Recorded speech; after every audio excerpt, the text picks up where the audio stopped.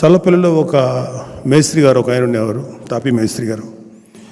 ఆయన 2022లో క్రియాశీలక, దానికి ముందు ఎప్పుడు 21లో ఇప్పుడు చేయించుకున్నారు.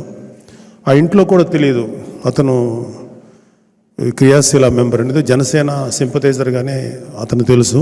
ఇంట్లో వాళ్ళకి కూడా తెలియదు ఇతను క్రియాశీలక మెంబర్షిప్ తీసుకున్నారని. చాలా చాలా చాలా పేద కుటుంబం. సరే, దురదృష్టం కొద్దీ ఆయన చనిపోయారు. చనిపోయిన తర్వాత వాళ్ళ కుటుంబ సభ్యులు ఎవరికి కూడా తెలియదు ఆయన ఈ క్రియాశీలక మెంబర్షిప్ చేశాడని.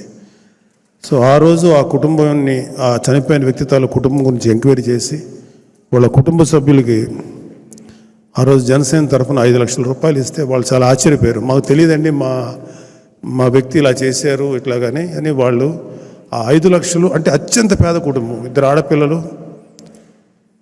ఎలాగా లైఫ్ ఉంటుంది, ఇంటికి పెద్ద ఆయన చనిపోయాడు, బ్రెడ్ బెర్నరు, వాళ్ళ కుటుంబాన్ని ఎలాగ మనం రక్షించుకోవాలని పాపం ఆ తల్లి లేకపోతే who ever concern with the family, అప్పుడు ఒక ఆపన్న హస్తంలాగా ఇది వాళ్ళ ఇంటికి చేరింది ఈ డబ్బు. సో అదే చెప్తున్నా, చనిపోయిన వ్యక్తిని తీసుకురాలేకపోవచ్చు, కానీ ఆ కుటుంబానికి జనసేన పార్టీ ఎంతో అండగా, ఆర్థికంగా అండగా నిలబడుతుంది.